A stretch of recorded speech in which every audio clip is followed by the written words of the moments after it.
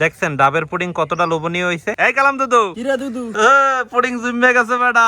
ও ডাবের পুডিং খাইতে আছি। আসসালামু আলাইকুম। আজকে 22তম রমজান, আর 22তম রমজানে চিন্তা করছি আমরা আজকে ডাবের পুডিং বানাবো। ডাবের পুডিং বানানোর পান্নে তো ডাব লাগবে, আর ডাব পাড়ার পান্নে আমার গায়ে আছে ওস্তাদ কালাম দুদু। এই কালাম দুদু, কিরে দুদু, কি ডাব কি কচি হবে না লেওয়া হইবে? লেওয়া হইবে, আচ্ছা ঠিক আছে, তাহলে লেওয়ালা ডাবই পারো।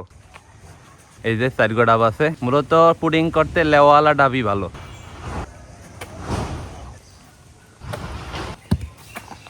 জীবনে কোনোদিন ক্রিকেট খেলায় তো ক্যাচ ধরতে পারো নাই বেড়া, বল মনে হয় বড় হইলে ধরতে পারতে। এই যে আমরা ডাব লইছি, এই ডাবি কলম হয়ে যাইবে। কালাম ভাই, ও ভাই, এখন আজকে কলম আমাকে লাগে ইফতার করবা, আচ্ছা ঠিক আছে, বিয়ের লাগে লাগি পড়ো তাড়াতাড়ি। আচ্ছা ঠিক আছে। কাকি ডাব দিয়ে বলে পুডিং বানাইবেন? হ্যাঁ বানাবো তো বেটা। এই আমরা নাই ডাব আনছি। ওই সন্ধ্যার পুডিংয়ের দাওয়াত তোমার আইও। আচ্ছা ঠিক আছে আমি হয়। রে ডাব তো আনছো, এখন তো কাটতে দেওয়া লাগবে বাবা। আচ্ছা আম্মু কাটতে দিতে আছি। ঠিক আছে কাটো। চল ভাই, কি মনে হয় লেওয়া হইবে? না হইছে। এই লেওয়াটাই পারফেক্ট মনে হয়। রল ভাই জুন নাই খাওয়া দর। হ্যাঁ দেখলে তো এই মনে হয়। 4 ডাবে এডু হইছে লেওয়া আর এডু হইছে পানি। অবশ্য সব পানি লাগবে না, আমরা এনে 4 কাপের মতো পানি লমু। এখন ডাবের পানি সেকতে হইবে। আম্মু, এখন মেজারমেন্ট কাপের 4 কাপ ডাবের পানি করের মধ্যে দাও। যেতে আছে। পরিমাণ মতো চিনি। আমার মতে চিনি কম দেওয়াই ভালো, কারণ বেশি চিনি দিলে খাওয়ান যায় না। স্বাদের ব্যালেন্স আনার পান্নে দিয়ে দিতে আছি অল্প একটু নুন। নুন অপশনাল, না দিলেও হইবে। 2 চা চামচ আগার আগার পাউডার। আম্মু, এই কত কোন জাল দেওয়া লাগবে? এটা উঠলেই নামাই ফেলাম বেটা। আচ্ছা ঠিক আছে। একুলে আবার রয়্যাল ভাইয়ের লেওয়া কুচি কুচি করতে আছে, মূলত এটা করতে আছে ডিজাইন করার পান্নে। রবে উঠলেই আসছে, এখন উঠাই থই। আচ্ছা আম্মু উড়াও, উড়াই কলম পুডিং যেটার মধ্যে আমরা সেট করবো ওইটার মধ্যে ইয়ে ডালবো।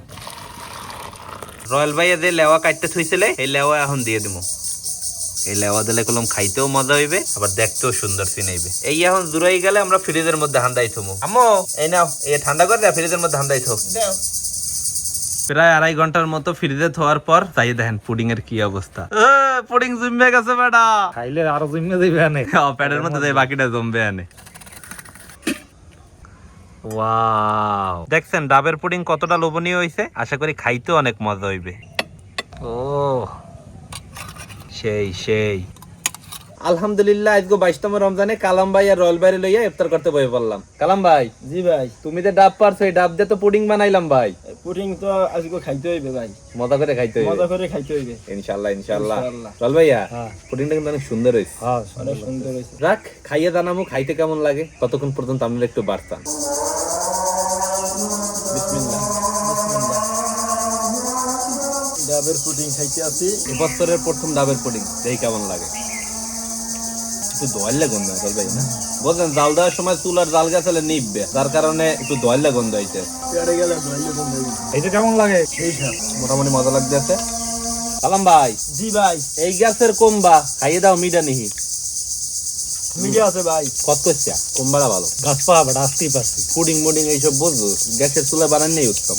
আর মাটির চুলায় বানাইতে গেলে কোনো সময় ধোয়া ওরে, কোনো সময় জাল জ্বলে না, কত ধরনের ঝামেলা।